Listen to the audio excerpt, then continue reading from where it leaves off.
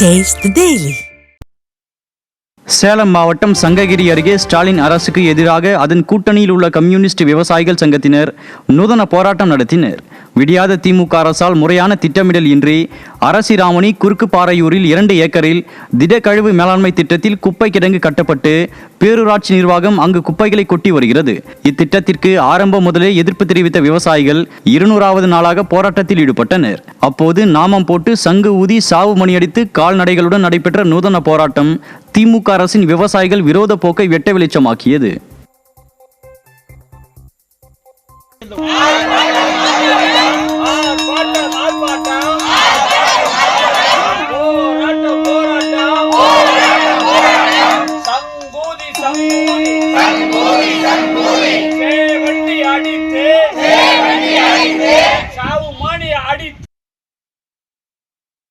நாற்பதுக்கும் மேற்பட்ட புறம்போக்கு இடங்கள் மாற்று இடங்களை வருவாய்த்துறைக்கும் சம்பந்தப்பட்ட துறை அதிகாரிகளுக்கும் சுட்டிக்காட்டிய பின்பும் கூட பிடிவாதமாக இந்த இடத்தில்தான் அமுல்படுத்துவேன் என்று பிடிவாதம் செய்கிறார்கள்.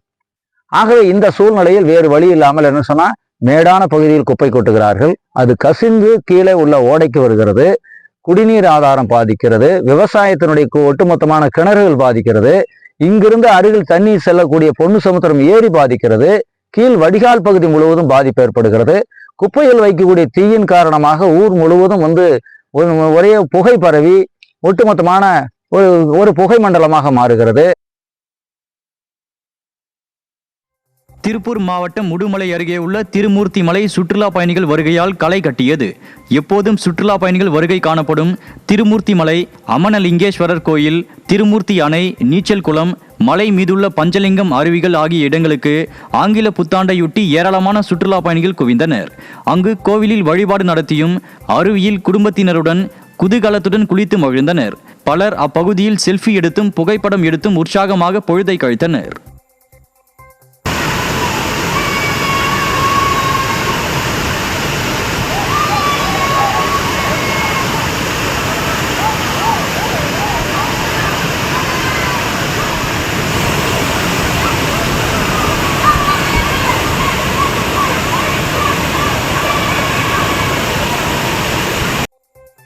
செங்கல்பட்டு மாவட்டம் வண்டலூர் அறிஞர் அண்ணா உயிரியல் பூங்காவிற்கு புத்தாண்டையொட்டி 10,000க்கும் மேற்பட்ட சுற்றுலா பயணிகள் வருகை தந்தனர். புத்தாண்டு விடுமுறை மற்றும் பள்ளி அரையாண்டு தேர்வு விடுமுறை என்பதால் சென்னை மற்றும் சுற்று வட்டார பகுதி மக்கள் அதிக அளவில் வருகை தந்தனர். சிறுவர்கள் முதல் பெரியவர்கள் வரை பூங்காவில் உள்ள விலங்குகள், பறவைகளை கண்டு ரசித்து பொழுதை போக்கி மகிழ்ந்தனர். சிவகங்கை மாவட்டம் திருப்புவனம் அருகே தட்டான்குளம் பகுதியில் முன்னால் சென்ற லாரியின் மீது ஆம்னி வேன் மோதிய விபத்தில் 2 பேர் பரிதாபமாக உயிரிழந்தனர். தட்டான்குளம் பகுதியில் இருசக்கர வாகனத்தில் சென்றவர் திடீரென கீழே விழுந்ததால் பின்னால் வந்த லாரி ஓட்டுநர் திடீரென லாரியை நிறுத்தியுள்ளார். இதனால் அதன் பின்னால் வந்த ஆம்னி வேன் லாரியின் மீது மோதியதில் சந்திரன், சவுந்தரபாண்டி ஆகிய இருவரும் சம்பவ இடத்திலேயே உயிரிழந்தனர். மேலும் படுகாயமடைந்த 3 பேர் மருத்துவமனையில் அனுமதிக்கப்பட்டனர். திருவண்ணாமலை மாவட்டம் வந்தவாசி ஸ்ரீ ஜலகண்டேஸ்வரர் கோயிலில் மார்கழி பிரதோஷ வழிபாட்டில் ஏராளமான பக்தர்கள் பங்கேற்றனர். பிரதோஷத்தை ஒட்டி ஸ்ரீ நந்தி பகவானுக்கு சிறப்பு அபிஷேகம் நடைபெற்று உற்சவர் ஸ்ரீ ஜலகண்டேஸ்வரருக்கு சிறப்பு பூஜைகள் செய்யப்பட்டு மகா தீபாராதனை காண்பிக்கப்பட்டது. இதில் திரளான பக்தர்கள் சுவாமி தரிசனம் செய்தனர்.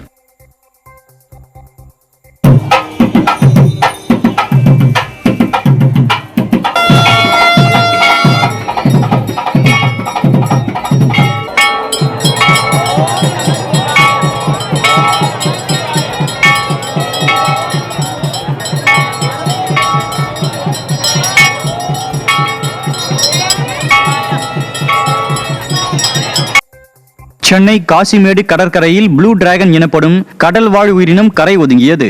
காசிமேடு கடற்கரை பகுதியில் பெருமளவில் ப்ளூ டிராகன் மற்றும் கடல் ஆமைகள் உயிரிழந்த நிலையில் கரை ஒதுங்கின. மேலும் இந்த ப்ளூ டிராகன் என்ற கடல் உயிரினம் ஆபத்தை விளைவிக்கும் என்பதால் பாதுகாப்பு கருதி அதை தூரத்தில் இருந்து பார்ப்பது பாதுகாப்பானது என நிபுணர்கள் தெரிவித்துள்ளனர். இந்த ப்ளூ டிராகன்களை காண பொதுமக்கள் வரும் பட்சத்தில் ஏதேனும் அசம்பாவிதம் ஏற்படும் சூழல் உருவாகியுள்ளதால் அதிகாரிகள் இதனை உடனடியாக அகற்ற வேண்டும் என கோரிக்கை எழுந்துள்ளது. ஆங்கில புத்தாண்டையொட்டி சிவகங்கை மாவட்டம் புலியடி தம்பத்தில் மாட்டு வண்டி எல்கை பந்தயம் நடைபெற்றது. புலியடி தம்பத்தில் பெரிய மாடு சிறிய மாடு என 2 பிரிவுகளாக நடைபெற்ற மாட்டு வண்டி எல்கை பந்தயத்தில் சிவகங்கை, மதுரை, புதுக்கோட்டை உள்ளிட்ட பல்வேறு மாவட்டங்களில் இருந்து 30க்கும் மேற்பட்ட வீரர்கள் கலந்து கொண்டனர். பின்னர் வெற்றி பெற்றவர்களுக்கு கேடயம் மற்றும் பரிசு பொருட்களை வழங்கப்பட்டன. திருவள்ளூர் மாவட்டம் பழவேற்காட்டில் ஆங்கில புத்தாண்டு தினத்தை கொண்டாட ஏராளமான சுற்றுலா பயணிகள் குவிந்த நிலையில் அடிப்படை வசதிகளை செய்து தராத விடியாத அரசுக்கு கடும் கண்டனம் எழுந்துள்ளது.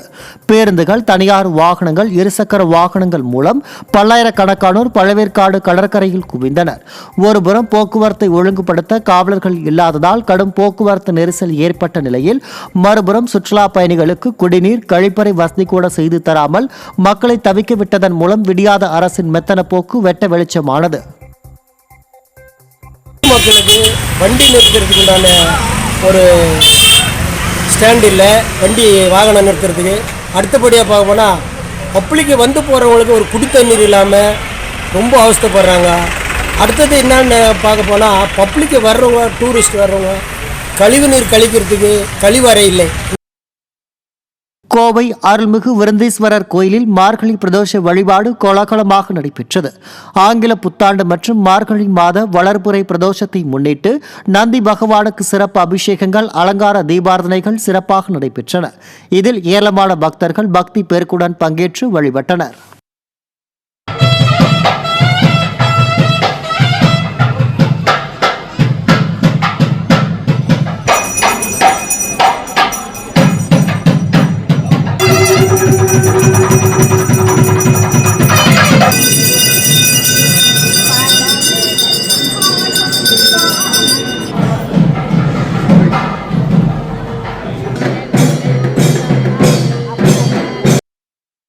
ஆங்கில புத்தாண்டையொட்டி செங்கல்பட்டு மாவட்டம் மாமல்லபுரத்தில் ஆயிரக்கணக்கான சுற்றுலா பயணிகள் குவிந்தனர். உலக புகழ்பெற்ற சுற்றுலா தலமான மாமல்லபுரத்தில் உள்ள கடற்கரை கோயில், 5 ரதம், வெண்ணெய் உருண்டை பாறை உள்ளிட்ட இடங்களை சுற்றி பார்த்து ரசித்த சுற்றுலா பயணிகள் கடலில் குளித்து மகிழ்ந்தனர். கடலூர் மாவட்டம் திட்டக்குடி அருகே சீரான குடிநீர் வழங்காத விடியாத அரசை கண்டித்து கிராம மக்கள் சாலை மறியலில் ஈடுபட்டனர். ஆவினங்குடி ஊராட்சியில் பட்டியலின மக்கள் வசிக்கும் பகுதியில் கடந்த 4 நாட்களுக்கும் மேலாக குடிநீர் முறையாக வழங்காதது குறித்து புகார் அளித்தும் விடியாத ஊராட்சி நிர்வாகம் நடவடிக்கை எடுக்கவில்லை. இதனால் ஆவேசமடைந்த கிராம மக்கள் விடியாத அரசை கண்டித்து காலி குடங்களுடன் திட்டக்குடி விருத்தாச்சலம் சாலையில் மறியலில் ஈடுபட்டனர்.